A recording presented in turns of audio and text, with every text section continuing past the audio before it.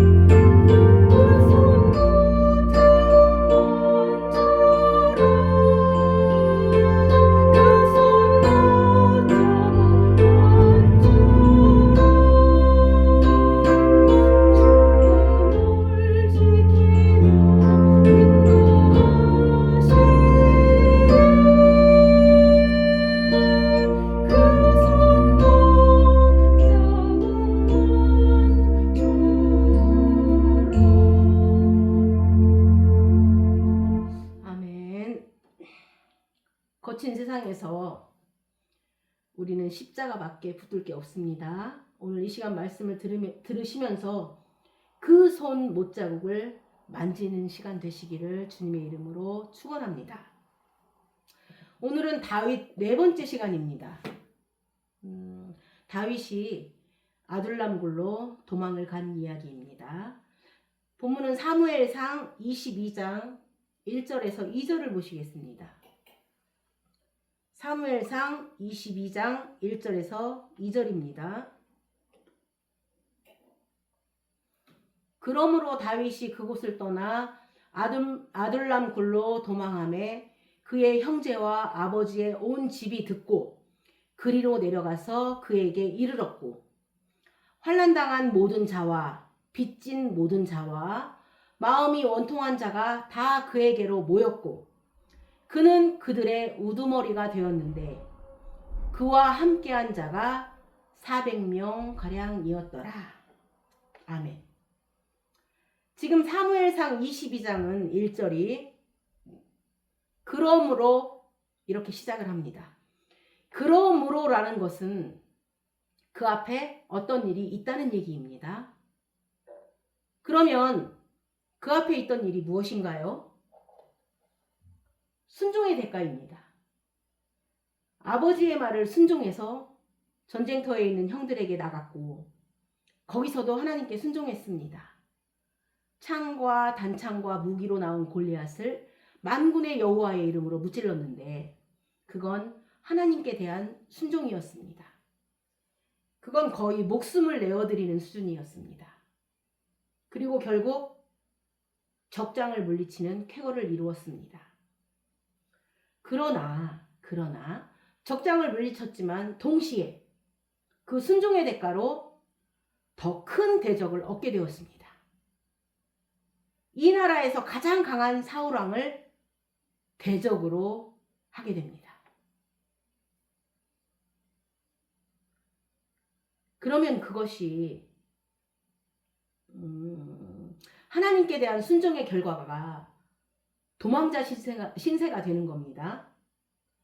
여기 보면 1절에 그러므로는 우리 인생에는 계속 못한 일도 있지만 잘했을 때도 있다는 겁니다.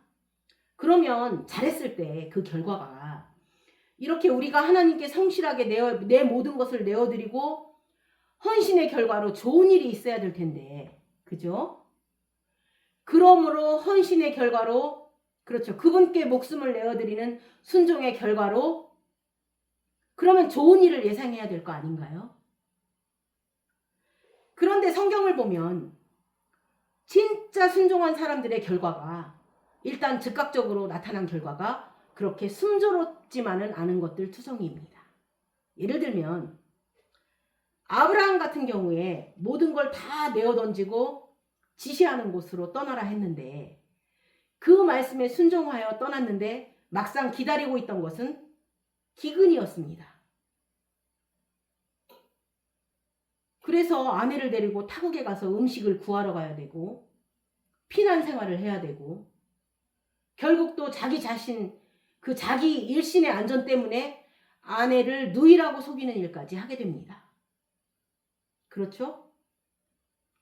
또 요셉 같은 경우는 아버지의 말씀에 순종해서 그 형들에게 안부를 묻기 위해서 굉장히 먼 데를 갔는데 막상 자기를 기다리고 있던 거는 구덩이요, 노예 신세요, 또 그 다음에 파렴치 않은 성폭행범, 그쵸? 억울함, 그리고 캄캄한 감옥 생활이었습니다.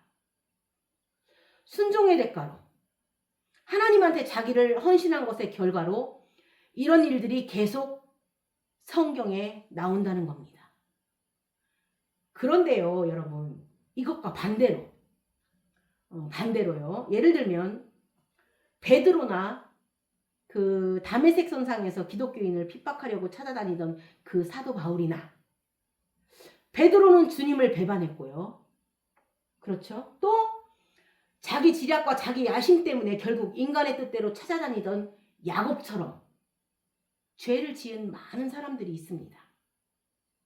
다윗도 나중에 우리아의 아내를 범했는데 그런 잘못된 자들에게 하나님께서 뭐 그 즉시 징계가 나타난다든가 뭐 그 즉시 영벌에 처한다든가 해야 하는데 이런 것보다는 성경을 쭉 보면 용서받는 경험, 그렇죠.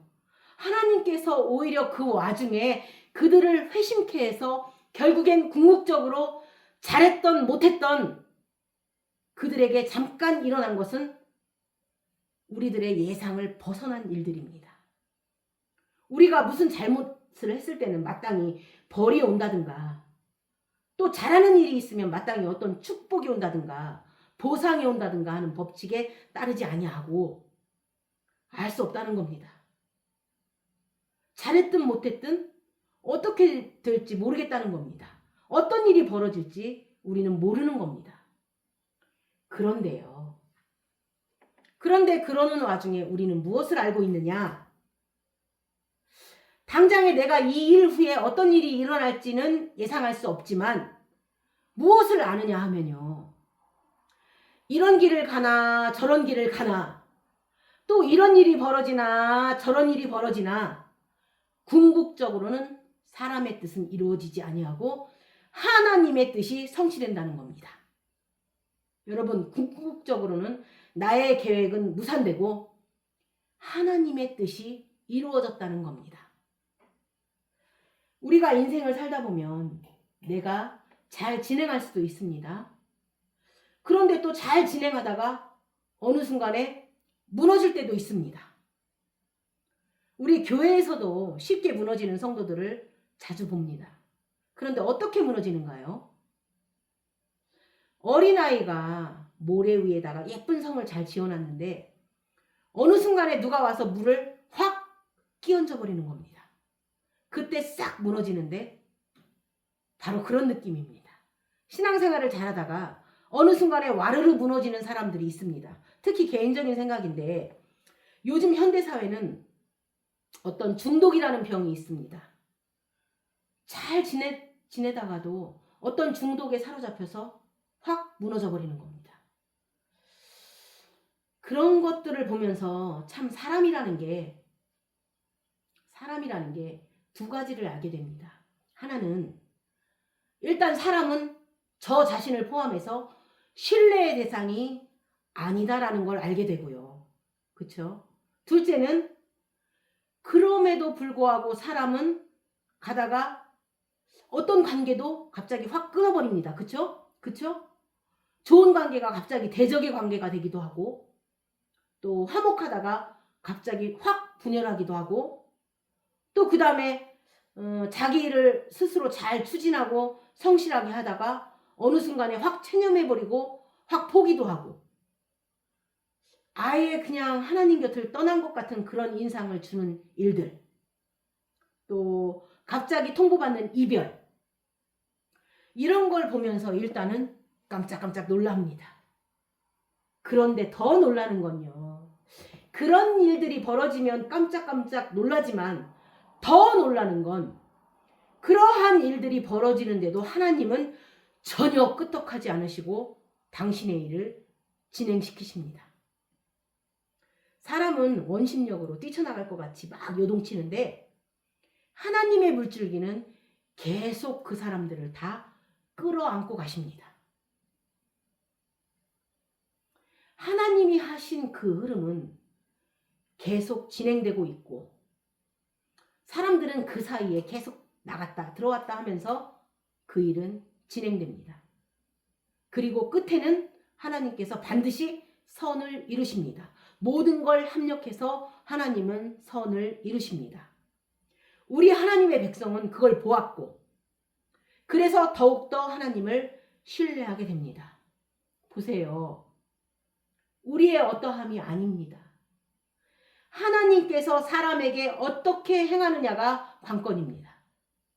우리가 어떻게 하느냐가 아니라 우리가 만약에요, 모든 것이 우리의 법칙대로 예상된 대로 성실하면 하나님께서 복을 주시고 가다가 무너지면 어떤 징계가 온다든가 이런 식으로만 되어 있다면 그럼 이 하나님 나라에는 뭐 꾸준하고 성실하고 DNA가 좋은 그런 부모님을 가진 자녀들만 득실할 겁니다. 그러나요, 여러분 잘 보세요. 예수님께서 부르신 제자들, 하나님께서 당신의 나라의 사람들, 나중에 이스라엘 나라의 군대 장관들, 이런 사람들의 면모를 보면 그냥 이런저런 사람들입니다. 그러니까 그 사람들의 어떤 특별함이나 꾸준함이나 어떤 특별한 다른 무엇이 있었다가 강조되지 아니하고 이런저런 사람들, 전혀 상상도 못하고 여태까지 내가 한 번도 이런 기질의 사람을 만나보지 않았던 사람들, 이런 사람도 있구나 하는 사람들, 이 사람에게서는 어떤 것을 발견해서 자랑할 것이 없는 사람들, 이런저런 사람들을 모아놓고 그런 사람들의 어떠함 때문이 아니라 하나님의 행하심, 하나님이 그들에 대해서 자비를 베푸시고 하나님이 당신의 뜻을 절대로 포기하지 않으시고 당신이 그 일을 성취함 때문에 하나님의 나라는 하나님의 뜻대로 이루어졌다는 겁니다. 하나님의 나라는 이 사람들의 어떠함 때문에 이루어진 것이 아니라 이런저런 사람들을 모아놓고 하나님의 그들을 향한 행하심, 하나님의 오늘 나에 대한 행하심, 하나님이 나에게 베풀어 주신 그분의 어떠하심 때문에 그분의 나라는 지금도 계속 지속되고 있다는 겁니다. 그분의 나는 지금 그렇게 지속되고 있는 겁니다. 그러니까요, 예측할 수 없는데 우리가 분명히 알 수 있는 게 있습니다. 여러분, 내가 어떻게 살았을 때 내가 예측이 안 되는 것들이 있습니다. 여러분, 제가 누수히 말하지만 내가 아무리 잘해도 갑자기 옆에서 차가 치고 들어오는데 어떻게 하겠는가요? 내가 안전주행을 잘하고 있다고 해도 옆에서 치고 들어오는데 어떻게 하겠는가요? 우리가 한 번이라도 절대 예측할 수 없는 일들이 벌어진다는 겁니다. 우리는 우리의 앞을 모른다는 겁니다. 우리는 내가 어떻게 하느냐에 따라 어떤 일이 온다는 것이 분명하지 않은 사람들입니다. 우리가 잘해도 봉변을 당할 수 있고요. 못해도 의외로 하나님께서 기다려주시고 또 기다려주시고 용서하시면서 하나님께서 그 징벌을 사해 주시면서, 그렇죠, 그 징계를 스킵하면서까지 하나님께서는 나름대로 당신의 뜻을 이룬 사람들도 있다는 겁니다. 물론 우리 마음 안의 회심은 하나님께서 기회를 주고 회심케 하시는 거지만 결국 그 모든 것은 우리의 어떠함이 아니라는 겁니다. 우리는 이렇게 저렇게 살아가는데 나중에 하나님께서 세우신 계획만 성취됩니다. 알 수 없는 것 투성이인데 우리가 분명히 알 수 있는 게 있습니다. 하나님은 모든 일, 그 모든 일에는, 그렇죠, 그 모든 일에는 우리가 잘못 짚고 잘못 선택하고 잘못 결정하고 잘못 되어지고 또 갑자기 재난을 당하고 갑자기 사고가 나고 갑자기 봉변을 당하고 억울하고 환난 당하고 빚지고 이런 엄청난 일들이 들어 있습니다. 그런데 이 모든 일들은 우리가 아는 것이 있다면 부르신 자들에게는 하나님이 최선을 만드는데 도구가 된다는 겁니다. 하나님을 사랑하는 자, 그 뜻대로 부르신 자들에게 그 모든 일들은 하나님이 선을 만드시는데, 하나님의 뜻을 성취하시는데 하나님께서 재료로 쓰신다는 겁니다. 우리가 그걸 안다는 겁니다. 그러면 반대로요, 우리가 우리의 모든 관점을 내가 어떻게 할 때 어떻게 된다에 둔다면 우리는 인생 내내 하나님은 딴전에 두고 내가 어떻게 사느냐에만 관심을 두게 됩니다. 그런데 이런 알 수 없는 상황 속에서 우리가 하나 아는 게 있다면 항상 나와 함께 하시는 하나님께서는 우리가 어떤 일을 당하든 간에 그곳에 찾아오셔서 최선을 만들고 합력하여 선을 만드신다는 걸 알기 때문에 우리의 초점을 나에게 보다는 하나님의 어떠하심 쪽으로 돌리게 합니다. 그리고 그러면 그럴수록 우리는 하나님을 더욱더 신뢰하게 됩니다. 이거 되게 중요한 겁니다. 우리는 하나님을 신뢰하는 법을 배우게 됩니다. 나의 성실함에 기대고 그걸 계속 추진하는 삶에서 벗어나서 하나님의 성실함, 오로지 선이신 분은 하나님 한 분이시기 때문에, 그야말로 영원하시고 성실하신 분은 하나님이시기 때문에 우리의 초점을 그분을 아는 것 쪽으로 돌리는 겁니다. 그리고 그러면 그럴수록 그분을 더욱더 신뢰하게 된다는 겁니다. 그리고 나면 결국 나에게 일어나는 일을 기꺼이 받아들이는 성숙한 자로 변하게 됩니다.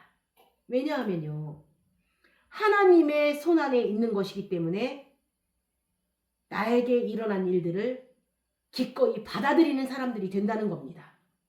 그리고 그 받아들이는 사람들은, 그것을 받아들인 사람들은 이 땅을 살지만 하늘을 사는 겁니다. 어떻게 해요? 죄 많은 이 세상은 믿음 아닌데 내 모든 구원은 저 하늘에 있네. 저 창문을 열고 나를 보내. 나는 이 세상을 잠글 수 없도다. 고추인가 난 친구 없도다. 저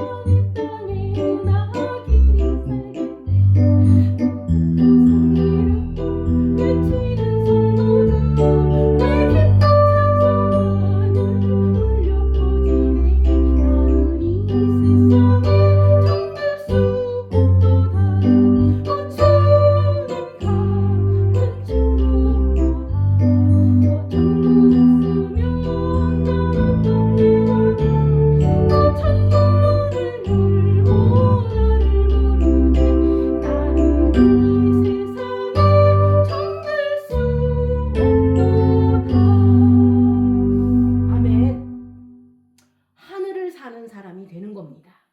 우리 요한복음 21장 18절을 보시겠습니다. 내가 진실로 진실로 내게 이르노니 내가 젊어서는 스스로 띠띠고 원하는 곳으로 다녔거니와 늙어서는 내 팔을 벌리리니 남이 내게 띠띠우고 원하지 아니하는 곳으로 데려가리라. 우리 베드로 할 때 이 말씀 읽었죠. 이 사람 베드로는 자기의 실수를 자기가 잘 몰랐습니다. 당연히 죽는 데까지 따라갈 줄 알았는데 자기가 자기를 몰랐던 겁니다. 금세 그냥 울어버립니다. 배반을 하고 닭이 울 때 통곡을 해버렸습니다. 그런데 주님께서는 찾아오셔서 너 나 배반했다고 징벌을 내리지 않으시고 오히려 자기가 알 수 없는 자기 자신이 그대로 드러난 그 현장에, 그렇죠, 자기의 본질이 드러난 현장인데 저는 그걸 죄의 현장으로 봅니다. 죄라는 것은 자기의 상태가 가장 정직하게 드러난 겁니다. 주님은 자기도 알 수 없는 자기 상태가 드러난 그 죄의 현장, 죄인의 자리에 찾아오셔서 주님께서 의외의 말씀을 하시는 겁니다. 네가 나를 사랑하느냐? 그렇죠. 이렇게 물으시면 베드로가 옛날 같으면 물론입니다. 사랑합니다. 당당하게 말했을 텐데, 그런데 이제는 자기가 자기에 대해서 알고 있는 걸 딱 부인합니다. 당신이 아십니다. 내가 주를 사랑하는지 당신이 아십니다. 그런데 주님께서는 의외로 야단 한마디 안 하시고 네가 날 사랑하느냐? 양을 먹여라. 의외로 사역의 말씀을 듣는 겁니다, 지금. 그런데 그 사역 전에 베드로가 주는 그리스도시요 살아계신 하나님의 아들이시라고 고백할 때도 주님께서 사역에 대한 말씀을 안 하셨는데 지금 오히려 배반하고 도망간 베드로에게 찾아오셔서 그 죄인의 자리에 찾아오셔서 이 사람을 왜 불렀는지 부르심의 소망을 이야기하시는 겁니다. 내 양을 먹이라. 그러면서 여러분, 내 양을 먹이는 결과로 너는 앞으로 너무 좋은 일이 일어날 것이다. 너는 네가 쓴 편지가 성경의 한 부분을 차지할 것이다. 이렇게 얘기를 하셔야 하는데 아닙니다. 내 양을 먹이라는 그 사역을 얘기하시면서 결국은 이제 죽을 것이라는 얘기를 하십니다. 그런데 죽는데 어떻게 죽느냐? 네가 그 죽음을 받아들인다라고 하십니다. 여러분, 가장 성숙한 사람은, 그리스도 안에서 가장 성숙한 사람은 하나님을 신뢰하고 내 목숨이 없어지는 것까지도 그분 안에서 받아들일 수 있는 사람입니다. 하나님의 어떠하심에 우리가 초점을 맞추고 그걸 주목하면 나에게 일어나는 일이 그 어떤 일이라도 가장 선한 일이라는 것을 알게 됩니다. 여러분, 그 사람이 가장 성숙할 때가 죽을 때 아닌가요? 자기 죽음을 받아들이는 겁니다. 이전에 젊어서는 스스로 다닙니다. 그런데 점점 성숙해지면서 나에게 일어나는 모든 일들을 받아들입니다. 그게 성숙입니다. 그러면서 결국 죽음까지 받아들입니다. 그거는 하나님을 철저히 신뢰하는 사람들이고 나에게 일어나는 일들을 기꺼이 받아들이는 사람들입니다. 우리가 예상치 못한 곳에서 유일하게 예상할 수 있는 일은 하나님은 나를 위해서 가장 선한 일을 베푸신다는 겁니다. 저는 맨날 하나님 얘기를 하니까 하나님이 칭찬을 많이 받을 겁니다. 하나님께. 제가요 어떻게 살아라 이런 얘기 안 합니다. 여러분은 우리 이렇게 삽시다. 이럴 땐 이렇게 합시다. 용서해주고 사랑해주고 화목하고, 이런 사람을 하나님이 기뻐하신다는 얘기에 너무나도 익숙해 있습니다. 그런데 아닙니다. 여러분, 영생은 오로지 하나, 하나님을 아는 것입니다. 그분께 초점을 돌리는 겁니다. 나의 어떠함에 있지 아니하고 하나님이 우리에게 베푸심에 있다는 겁니다. 우리가 나중에 죽을 때 내가 어떻게 행한 것을 이야기하는 사람이 아니라 내 인생에 하나님께서 어떻게 베푸신 것을 얘기하는 사람이 될 때 그는 진짜 바른 정체성으로 살아가는 겁니다. 너는 누구냐? 하나님이 이렇게 한 사람, 그렇죠. 나는 어디서 왔으며 어떻게 살았으며 어떻게 마음을 먹고 살았다는 것들이 나의 정체성이 아니라 그냥 평범하게 어디서 왔는지 어디서 갔는지도 모르는 그냥 하찮은 한 사람일 뿐입니다. 여러분, 아둘람굴에 모인 사람들처럼 환난당하고 원통하고 그냥 빚진 자고 도망다니는 사람 중에 하나였지만 어느 날 나도 예상치 못하게 저 거친 들판에서 유리방황해야 되는 입장에 있었지만 그런데 하나님께서는 나를 한순간도 떠나지 아니하시고 결국 나와 동행하시고 내가 어디를 가든지 나와 함께 계시며 당신의 뜻이 이루어질 때까지 나를 떠나지 아니하셨고 결국은 당신의 선하신 뜻을 이루셨다는 겁니다.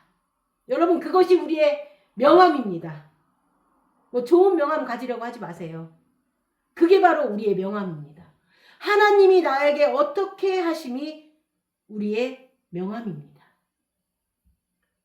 그것이 비록 예상치 못한 일들이 일어나는 가운데서도 우리의 모든 것을 하나님이 베푸시는 일에, 하나님이 하실 일에 돌려야 하는 겁니다. 우리 본문을 보겠습니다. 다시 1절입니다. 그러므로 다윗이 그곳을 떠나 아둘람 굴로 도망하매 그의 형제와 아버지의 온 집이 듣고 그리로 내려가서 그에게 이르렀고.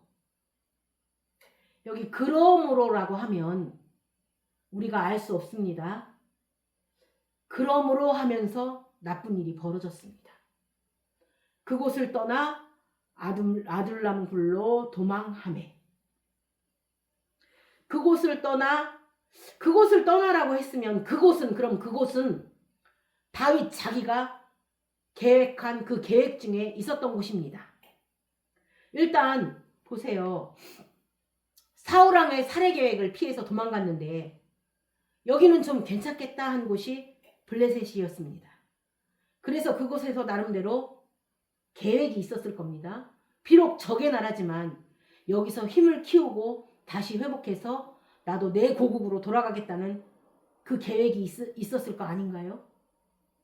그런데 그 계획은요, 계속 무산됩니다. 왜냐하면 일단 사울왕의 대적이 되는 왕이면 내 편일 줄 알았는데 사울왕에게 대적이 되는 왕도 내 편이 아니라 나를 죽일 수 있다는 걸 숨어서 깨달았습니다. 아, 이 사람이 나를 죽일 수도 있겠구나. 성경을 한번 좀 보겠습니다.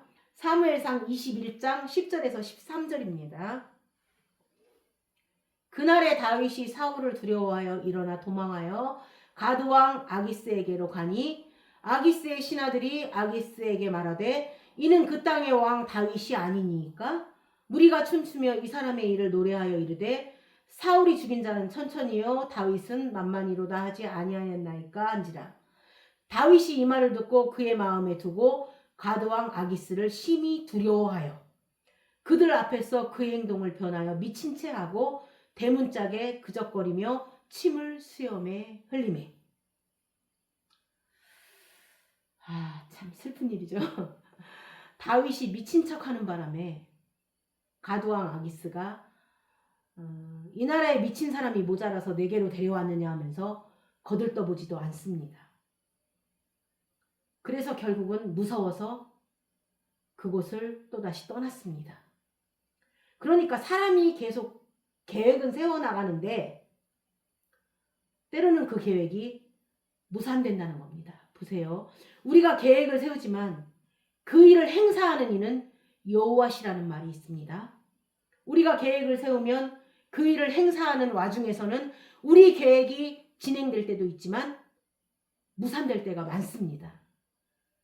그런데 그곳 아둘람에 온 것은 다윗의 계획이 무산된 겁니다. 그런데요, 여러분, 다윗의 계획은 무산됐는데, 그런데 그때부터 하나님의 계획은 살아납니다. 나의 계획이 무산되는 곳에서부터 하나님의 예비하심이 드러나기 시작을 하는 겁니다. 여러분, 우리가 계획을 세워서 된 일보다는 때로는 계획한 것들이 무너질 때 거기서부터 하나님의 행사하심이 더 주권적이 됩니다. 그러면 그동안에는 하나님의 행사가 왜 드러나지 않았는가요? 생각해 보세요.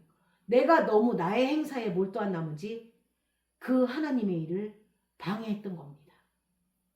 그런데 그런 것들이 무산되면서 하나님의 그 거룩한 계획, 그야말로 반석 위에 나라를 세우는, 그렇죠, 여호와의 이름을 부르는 자를 왕으로 세우는, 또 매사에 만군의 여호와의 이름을 부르는 나라, 그 나라를 세우는 하나님의 예비하심은 벌써 우리의 계획이 무산된 그 지점에서부터 출발되고 있는 겁니다. 내 계획이 무산된 곳에서부터 출발되어 나가는 겁니다. 그러니까 우리가 아무것도 보이지 않고 캄캄하고 혼자 있다면 오히려 그곳이 하나님의 계획이, 하나님의 예비하심이 출발되는 지점이라고 생각하시면 됩니다. 우리 찬양에도 있지요. 캄캄한 인생이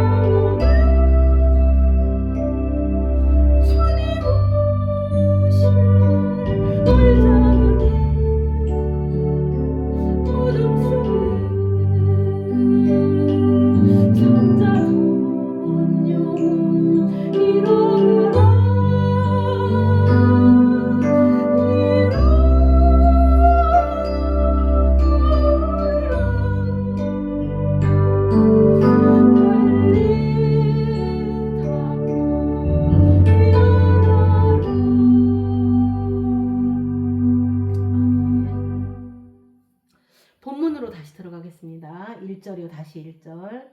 그러므로 다윗이 그곳을 떠나 아둘람 굴로 도망하매 그의 형제와 아버지의 온 집이 듣고 그리로 내려가서 그에게 이르렀고.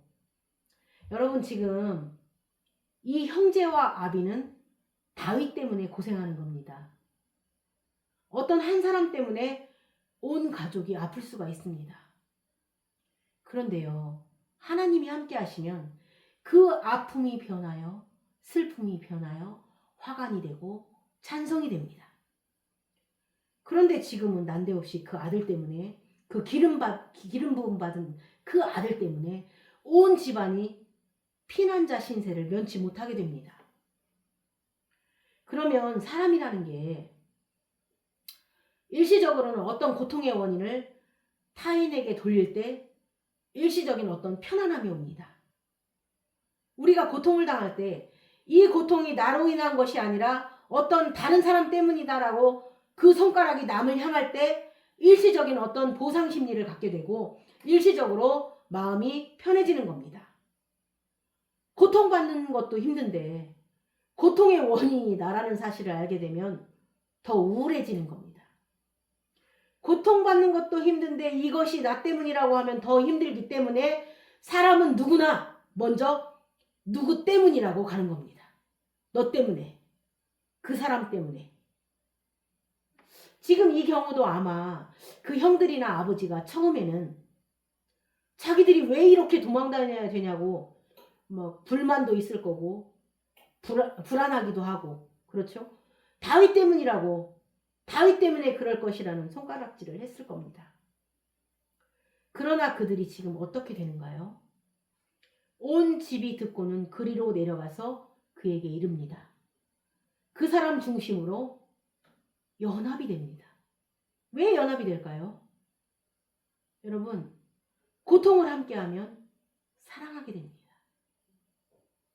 고통이 나만의 고통이다 할 때는 힘든데 동일한 고통을 내가 손가락질하는 그 사람조차 동일한 고통을 함께 겪으면 연합이 되어지고 하나가 됩니다. 우리는 무슨 일이 벌어지면 처음에는 원망을 먼저 합니다. 그리고 원망을 하면서도 고통을 함께하며 오랜 세월을 지내다 보면 그 고통 안에서 사람은 서로를 불쌍히 여기는 마음이 생깁니다. 고통을 함께하면 연합이 되는 겁니다. 그럼 그들이 그 안에서 사랑을 하는 겁니다. 이게 누가 하시는 일인가요? 하나님께서 우리의 고통에 함께하는 자들을 두어서 우리의 고통에 함께하는 자들을 두어서 결국 서로 긍휼히 여기고 그리로 내려가서 그에게로 몰리는 일들을 진행하십니다. 하나님은 한 사람의 고통을 그냥 내버려 두지 아니하시고 함께하는 자들을 붙여주십니다. 처음에는 서로 원망하고 니탄내탄 했지만 그들의 그 고통이 오히려 그들을 하나로 만들어주는 겁니다. 사랑을 하게 됩니다. 그러니까 하나님은 고통당하는 다윈 옆에 함께 고통당하는 자들을 묶어버린 겁니다. 그것도 400명이나. 여러분, 이 아둘람은 다윗의 예상이 빗나간 곳입니다. 전혀 인생의 계획에 아둘람은 없었던 것입니다. 그러나 그 아둘람이 오히려 하나님의 계획이었던 겁니다. 하나님과 내 이름이 함께 만나는 곳이었습니다. 우리는 그것과 관계없이 아둘람과 관계없이 계속 내 길을 계속 갔던 겁니다. 그런데 내 그 계획이 무산되는 걸 우리는 그 깨어짐과 고통이라고 얘기하지만 그 계획은 결국 하나님의 계획과 들어맞는 쪽으로 착착 진행되어 가고 있습니다. 그러므로 그곳을 피하여 갔는데 하나님의 예비하심이 딱 있었고 예비하신 자들을 한 곳에 모아놨습니다. 함께 고통받는 자들을 모아놓고 온 가족이 연합이 될 수 있었던 겁니다. 쟤 때문에 이런 고생을 한다고 시기하고 불평하고 욕하던 그 마음들을 오히려 함께 고통받으면서 하나로 묶어놨습니다. 그곳이 바로 아둘람입니다. 그 아둘람에서 하나님이 예비해둔 그 사람들을 만나게 해주는 겁니다.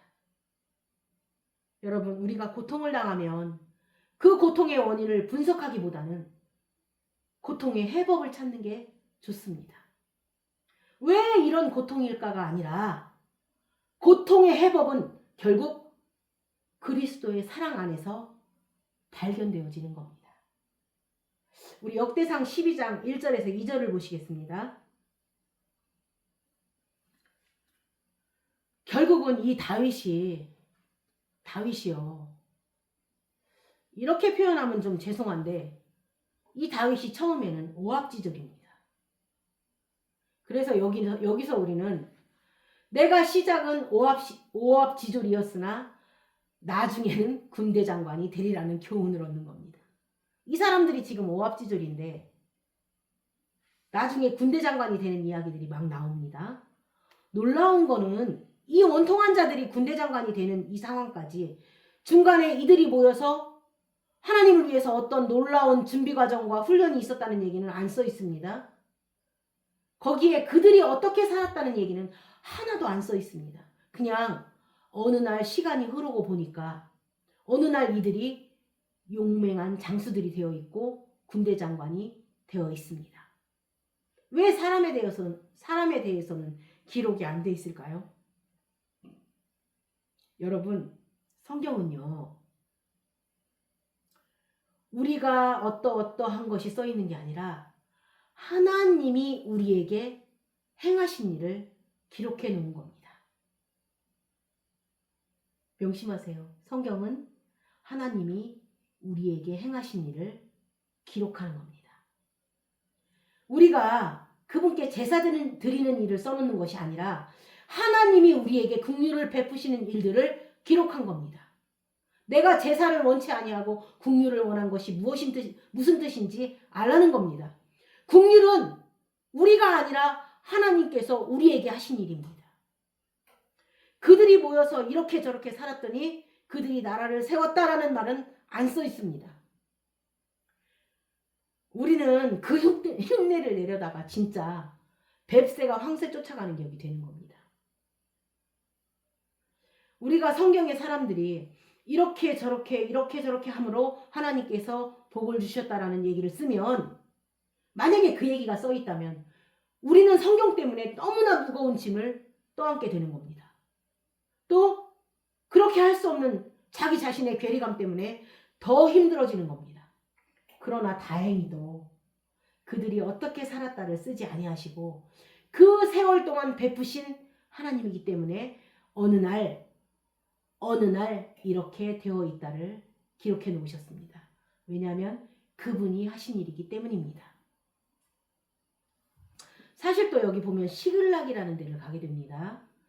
이들이 가다가 그 이방 땅 왕한테 자기들이 거할 수 있는 땅을 달라고 했는데 그 시글락이라는 땅을 줍니다. 결국 그 시글락이라는 땅에서 이들이 어떤 힘을 키우게 됩니다. 이렇게 저렇게 모인 사람들입니다. 읽어볼까요? 역대상 12장 1절에서 2절입니다. 다윗이 기스의 아들 사울로 말미암아 시글락에 숨어 있을 때에 그에게 와서 싸움을 도운 용사 중에 든 자가 있었으니 그들은 활을 가지며 좌우 손을 놀려 물매도 던지며 화살도 쏘는 자요 베냐민 지파 사울의 동족인데 그 이름은 이러하니라. 여러분, 이들이 누구였는가요? 지금 이렇게 용사로 자란 이들이 누구였는가요? 처음에는 원통한 자, 환난당한 자, 삶에 지친 자, 그 안에 모여 있었던 자들입니다.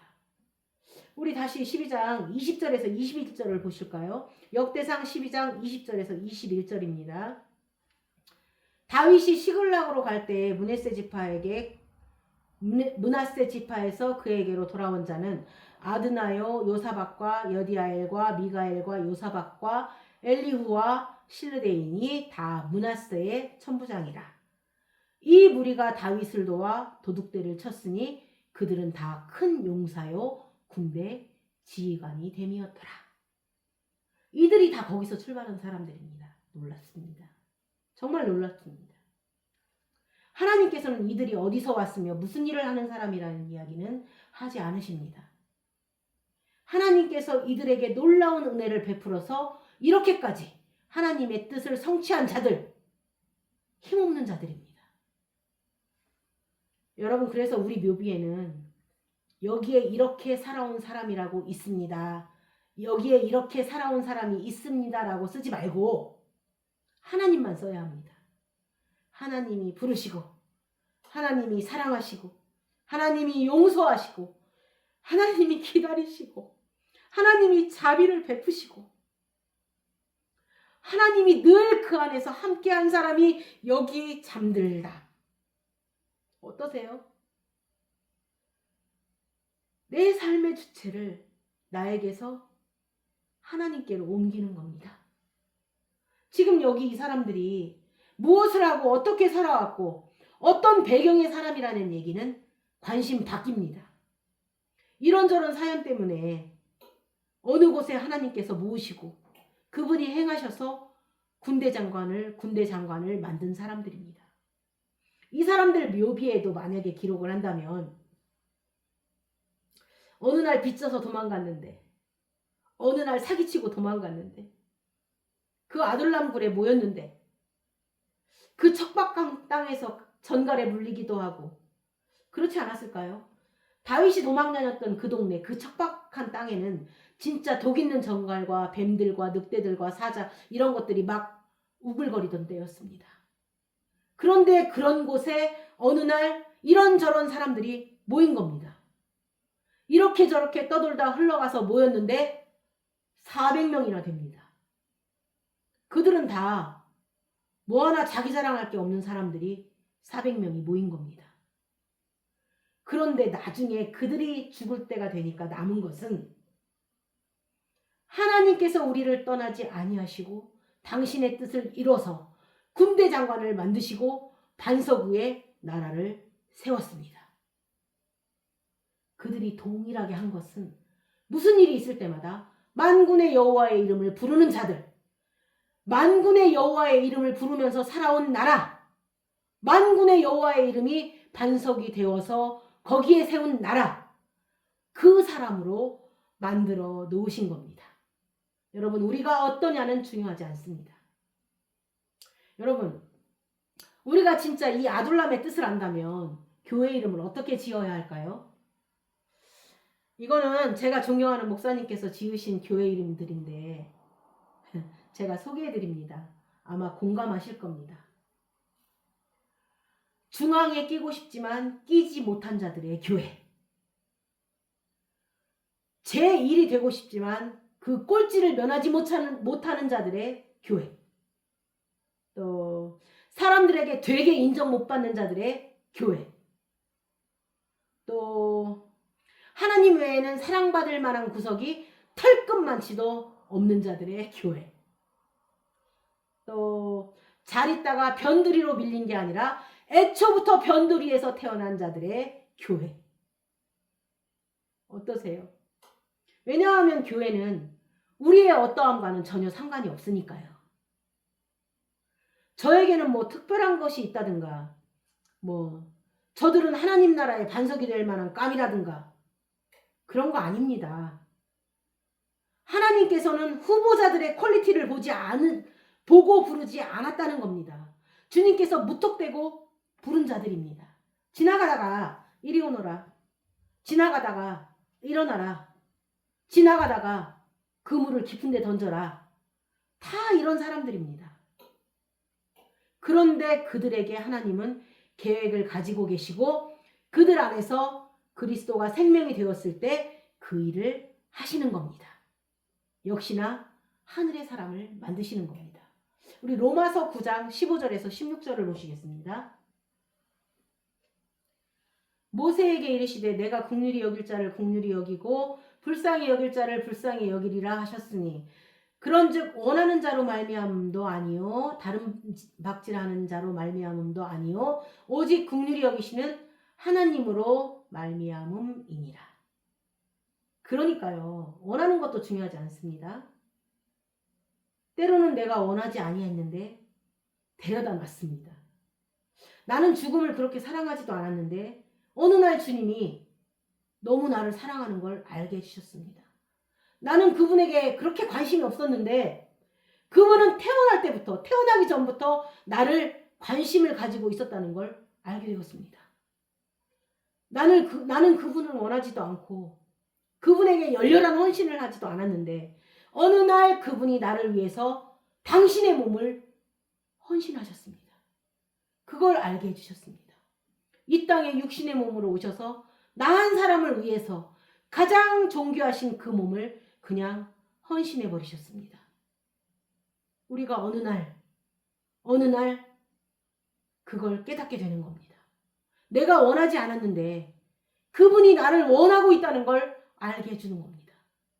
어느 날 내가 그분을 사모하는 마음이 생겨서 달려가려고 했는데 달려갈 수가 없는 걸 깨달았습니다. 그쵸? 그런데 내가 달려갈 수 없는데도 불구하고 그분이 먼저 내 있는 지점에 찾아오셨습니다. 귀에 닦지 않겠지만 나는 저 연못에 들어가면 낫는다는 걸 알아서 한평생을 저 연못에 들어가려고 애를 썼는데도 내가 너무 약해서 들어갈 수가 없었습니다. 그런데 어느 날 진짜 구원이 일어난다는 그 연못 안에서는 아무 일도 안 일어났는데 전혀 기대할 수 없었던 내가 있는 가장 연약하고 불가항력에 대해 있는 그곳에서 그분이 나를 원하시고 그분이 다른 박질을 하셔서 그분이 나를 찾아오셔서 내가 있는 그곳에서 구원이 베풀어졌습니다. 여러분, 우리의 어떠함이 아니라 그분입니다. 우리는 살면서 늘 우리의 연약함에 실존. 그렇죠. 때로는 사랑하고 화목하고 싶지만 때로는 갈등하고 미워하고 이별하고 분열합니다. 우리는 모든 사람을 기쁘게 해주고 싶지만 때로는 본의 아니게 남에게 피해를 줍니다. 우리는 사기를 치고 싶지 않은데 본의 아니게 사기를 치게 되고 또 옆 사람이 사기치는 일에 동의하게 되고 본의 아니게 원통한 일에 휘말리게 되고 본의 아니게 남에게 원통한 마음을 심어주게 되고 본의 아니게 억울한 일을 당하고 본의 아니게 나도 억울하지만 남이 억울한 일 속에 나도 함께 동참하면서 우리는 그러한 삶을 살아오던 사람들입니다. 그렇지만 우리를 원했던 그분, 우리를 부르신 그분, 그래서 나에게 찾아오셔서 나를 구원하시기 위해 다른 박질을 하셨던 분은 내가 아니라 바로 그분이시라는 겁니다. 우리는 그분 때문에, 그분의 국률하심 때문입니다. 그러니까 천지가 무너진다 하더라도 우리가 믿는 게 있다면 하나님이 나를 사랑하신다는 겁니다. 날 사랑하신. 그분이 나를 사랑한다라는 겁니다. 그래서 우리는 더욱더 그것을 알게 된다는 겁니다.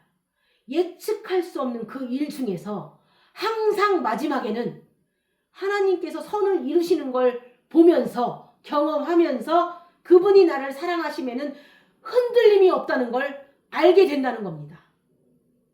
나는 나를 모릅니다. 나는 나에 대해 어떤 약속도 할 수 없고 나는 나 자신을 믿을 수가 없고 더욱더 신뢰를 못하게 되지만 시간이 흐르면서 누구를 더 신뢰하게 되느냐? 그분의 끝도 없는 자비하심, 변하지 아니하심, 약속을 지키시는 그분의 신실하심, 그것은 요동치 않는다는 겁니다. 제가 이렇게 설교하면 막살자로 가는 건 인간이 아니라고 했습니다. 진짜 하나님의 사람은 막 살지 않습니다. 오히려 그분께 초점을 맞추면 여태까지 몰랐던 걸 보게 되는 감각이 살아납니다. 진리를 보는 감각이 살아난다는 겁니다.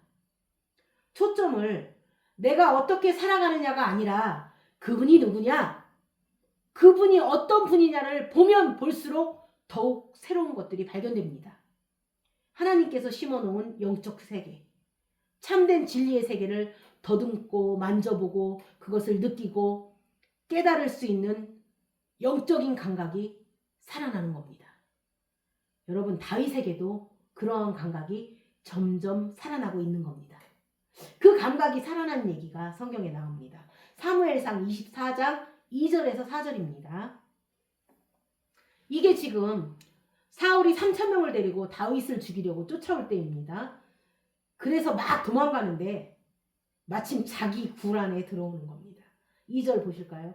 사울이 온 이스라엘에서 택한 사람 3,000명을 거느리고 다윗과 그의 사람들을 찾으러 드럼소 바위로 갈새 길가 양의 우리에 이른즉 굴이 있는지라.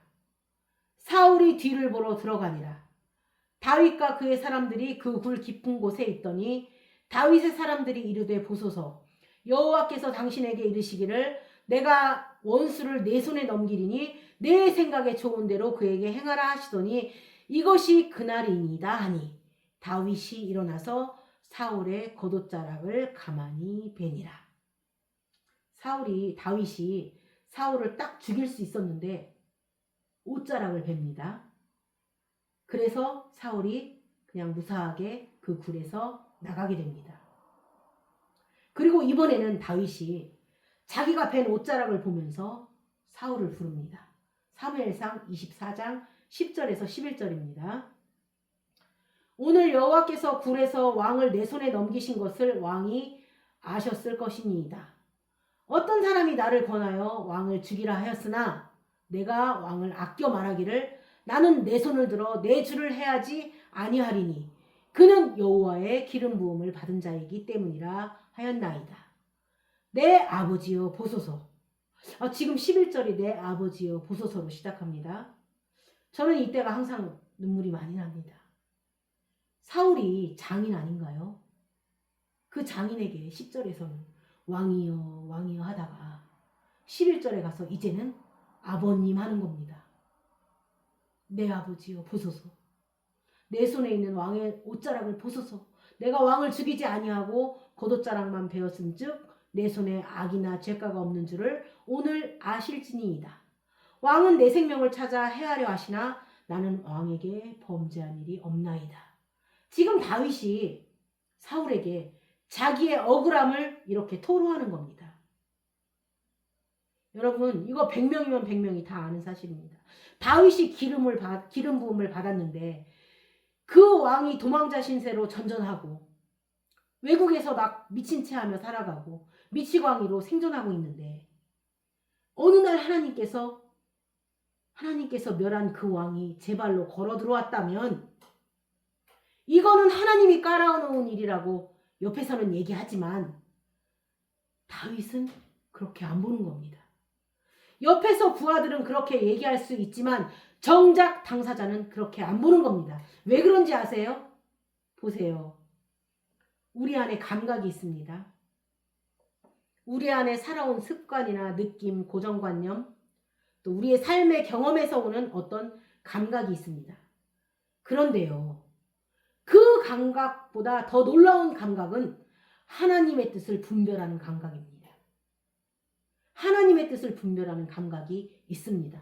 그런데 그건 아무 때나 시도 때도 없이 발휘되는 게 아니라 하나님의 일이 일어나야 되는 그 순간에 발휘가 되는 겁니다. 예를 들어서 우리가 손을 닦으려고 휴지를 집을 때는 영적인 감각을 살려서 그 휴지를 집는다고 하지 않습니다. 그런데요, 진짜로 죽느냐 사느냐 하는 결정적인 순간, 이 영혼의 문제가 진짜 화급해서 죽느냐 사느냐 하는 생명의 기로에 놓일 때 진짜 결정적인 순간에는 우리의 감각이 우리를 통치하고 다스리고 지배하냐면 어떤 감각이 지배할까요? 우리 안에 끊임없이 자라고 있었던, 우리는 몰랐어도 끊임없이 우리 안에서 자라고 있었던 곧 하나님의 마음을 분별하는 감각, 하나님의 뜻을 알고 보았던 믿음의 감각, 이런 것들이 그때는 나를 움직입니다. 쉽게 말하면 그 얘기하는 겁니다. 뭐냐면 하나님 나라의 일을 할 때, 구제할 때 오른손이 하는 일을 왼손이 모르게 하는 것과 같습니다. 우리 감각을, 우리 오른손과 왼손 사이의 일을 우리 의식으로 하지 말고 그런 영적인 감각으로 하는 겁니다. 그건 내가 한 것이 아니고 내 안에 계시는 그리스도가 뛰쳐나오는 겁니다. 내가 하는 것이 아니라 내 안에서 그리스도가 일을 하시는 겁니다. 생명에 관한 일을 우리가 만났을 때 내가 일하지 아니하고 바로 그분이 내 안에서 일을 하시는 겁니다.